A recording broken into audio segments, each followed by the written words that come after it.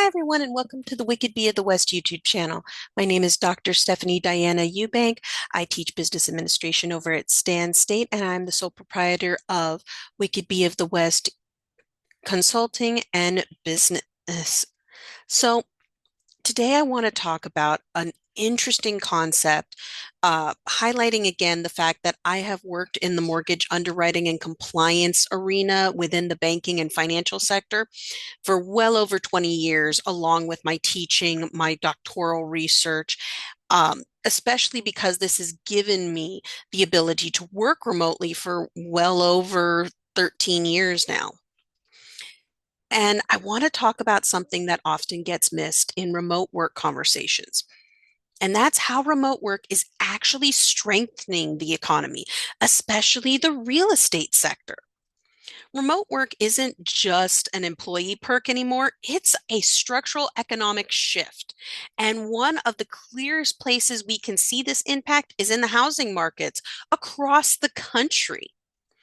During COVID, when millions of workers suddenly became remote, something interesting happened. People were no longer tied to the expensive city centers just to keep their jobs. Instead, they started moving, not just to the suburbs, but to small cities and rural areas that had seen stagnant or declining real estate markets for decades. Economists called this the don't effect. Demand moves out of defense urban cores and spreads into surrounding and smaller communities.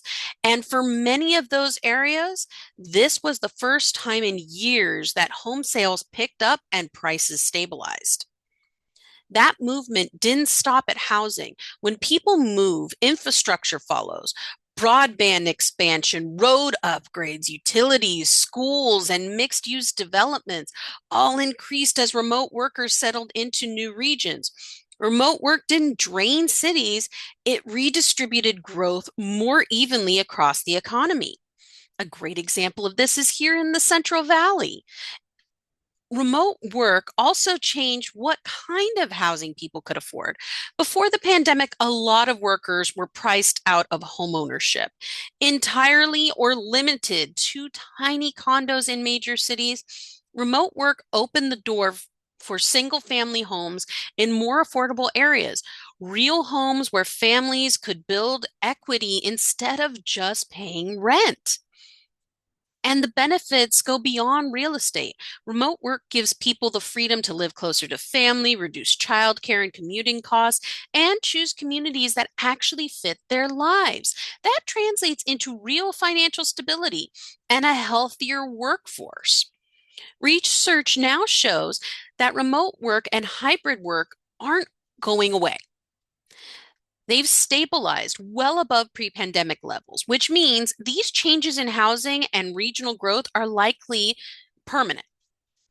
Remote work is aligning the economy with how people actually live instead of forcing people to organize their lives around the geography that no longer makes sense. When workers can choose where they live based on affordability, family needs, and quality of life, everybody benefits. Real estate markets diversify, infrastructure investments grow, and the economy becomes more resilient. Remote work isn't just here to stay, it's reshaping the future of economic growth. If you found this helpful, please like and subscribe. And remember, as always, remote work, it's here to stay.